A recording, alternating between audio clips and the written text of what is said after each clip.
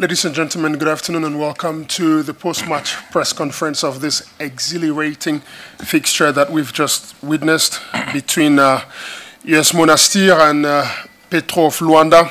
And Monastir, who won that game with a buzz beater 70-67. We have with us the coach of US Monastir, Coach Muni Mohamed El Kirdani. And of course, we have George Williams, who scored a game high, who scored 17 points, not game high, but 17 points. Coach, my first question to you is, you were trailing by 8 points at the start of the fourth quarter, and then you just had this incredible scoring run. You had really great game from Petro. Talk to us. At what point do you think, or what do you think was the key to this incredible fourth quarter that we saw from your team, and what does this say about the quality within the team? Yeah, I think it's all about just playing basketball for the 40 minutes. Game of basketball is all about the game of runs. So I was talking to my teammates, to my players all the time during the timeouts, that we are playing incredible, like 4 or 5 minutes. Then we get out of the system like 40, 50 seconds. And Petro Atletico make some runs on us. So all the time it was like 7, 8 points for the Petro. So we keep our composure and we stay calm and we play till the end. And we have like 13-2 run in the last 5 minutes. So I think this is what the major, that we stay calm and we know that we have a good quality of players. And basketball is all about game of runs. And we have the mini run end of the game and we succeed by the buzzer beater. Yeah. Are there any questions?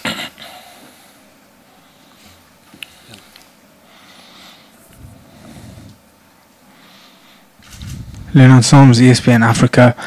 Coach, the turnaround from this team in a short space of time has been remarkable.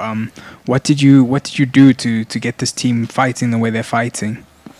You are with us in Dakar, yeah, and you saw the first 3 losses and the first 3 interview, and I told before that I just joined the team 3 weeks before the tournament. So basketball is about chemistry and knowing the players and the setups and the plays and all the things, but I'm a fighter in my life. This is a way of basketball. I like to fight for everything. This is my style of life, and even when I was playing, this was my attitude. So I'm trying to give this energy to my players. I think they are getting some of this energy. I'm trying all the time to push them for a positive, and alhamdulillah, we succeed to win the last 4 games, and hopefully we can continue this winning runs. Yeah. Any questions?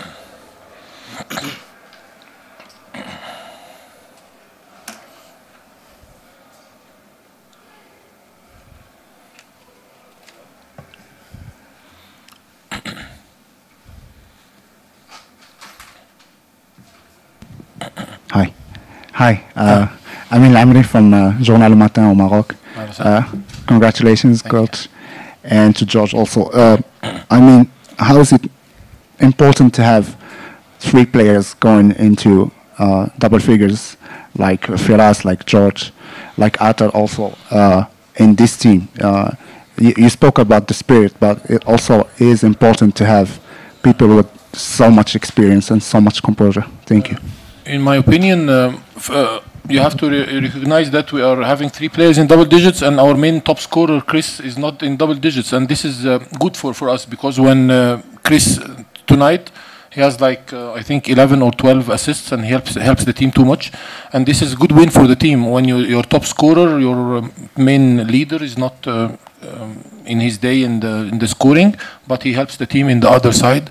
And as you said, Williams and Firas and all the players score in the double digits. And in my opinion, about basketball teams, when the team each single game, when you have like 3, 4, 5 players in double digits, this will be very, very hard to scout and very hard to defend. But if you have only 1 player or 2 players, it will be easy for the coaches on the other side to scout on you and to stop your offensive runs.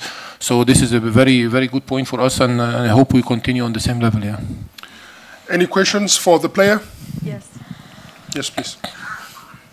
I'm Precious from the New Times, and one of my questions is, how important do you think having team spirit and like really having team chemistry worked out for you to come from a game where you were low, scoring low, and then you won with like a buzzer beater, especially because of how fast-paced the season is, and how how little time you get to spend with one another before.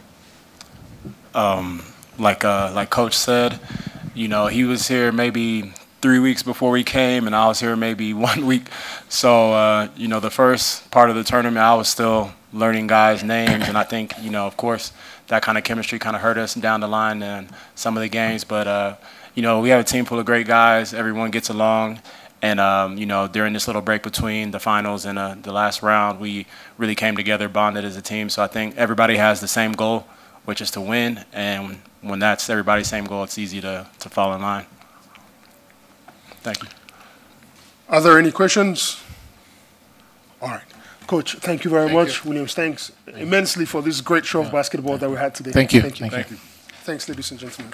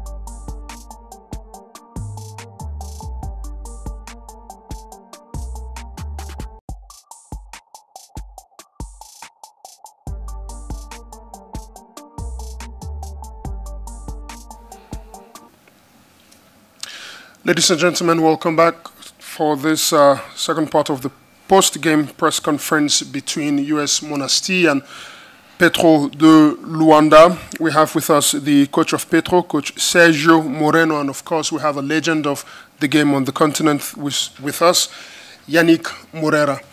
Coach, quick question. When you look at the stat sheet, you'd have the feeling that Petro should have won, but also because of the quality and the character that your team showed with 50 points from the bench today. Yeah, it's in the game today is a big problem because It's not a good game. We need all the players of the bench more help in the team. Okay. Are there any questions? Ian? Renat Soms, ESPN Africa. Coach, obviously Petro is a big club, expects to win championships all the time. I assume that you took this job because you believe that this team can turn into a championship team this year. Am I correct in thinking so?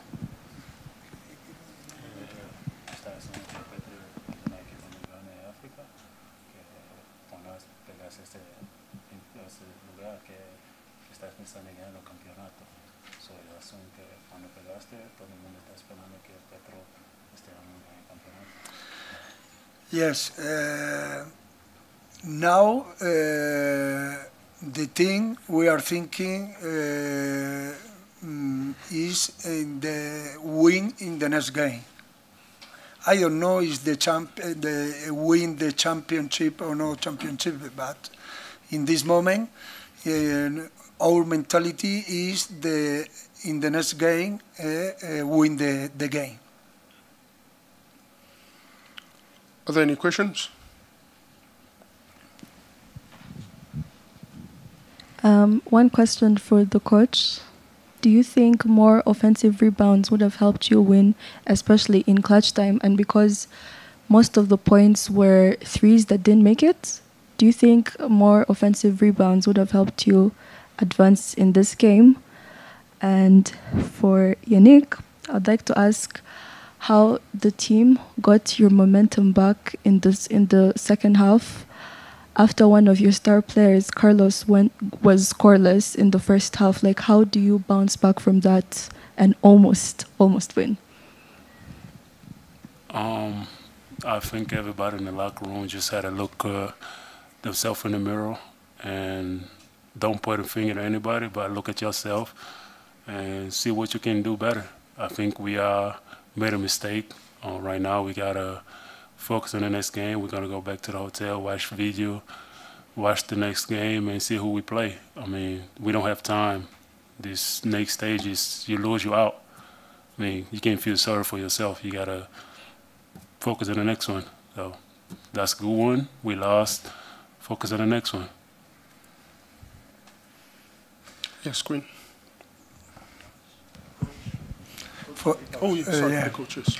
For me, not only the problem in the offensive rebound is the problem in the team, but for me, is the most important in the game is the control of the reading of the game. Is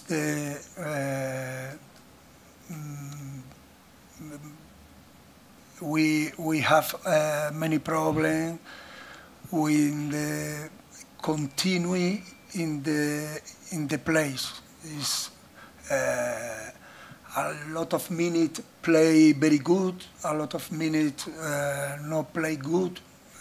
It's a problem. It's control the reading. Hi, Yannick, Queen from Nigeria. Over the years, or in 4 seasons of the BAL, we've seen how dominant Petro is, even before the BAL in the African competition. But losing three games in the BAL this season, 2 in Pretoria and now 1 in the playoffs, does this sort of bring down the level of the Petro team that we all know? And how different is this Petro team that we see now from the previous years? I mean, of course, when the BAL started, nobody was paying a lot of attention. So every year it kept getting better. You know, the other teams are getting better. We got to keep working. The last 3 years, we haven't won anything. Everybody keeps saying, like, Petro can win, Petro can, but we haven't won anything. So I think it's a message for us in that locker room we got to do better. I mean, I don't think anybody's feeling sorry for ourselves or for us. We just have to be better. We got 1 game. It's not a series in this BAL. It's 1 game. Anybody can win 1 game. Everybody saw what happened yesterday. You know, nobody thought the team that lost was going to lose the game. it's the same thing. We just got cold in 3 minutes. I mean, we've seen this before. We lost a championship game against this team, and we went cold for 3 minutes. That's a lesson. So how we can get out this hump, how we can play better next game, that's my concern. How are we going to show up on Sunday or Monday? That's what I'm worried about. I'm not worried about right now. I'm worried about what we're going to do Monday. Are there any other questions? Yes. This one.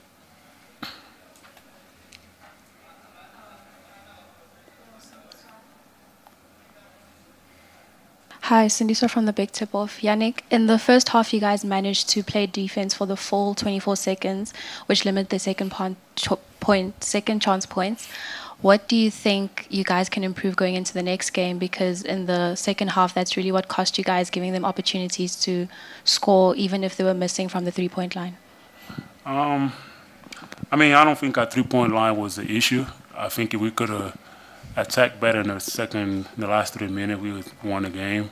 I mean, that was the last second they made a three, and that was it. But I think Coach is going to get us ready for the next game. I can tell you that. It's going to be a different team than we are today. Are there any other questions? Coach, thank you very much, Yannick. Thanks for coming.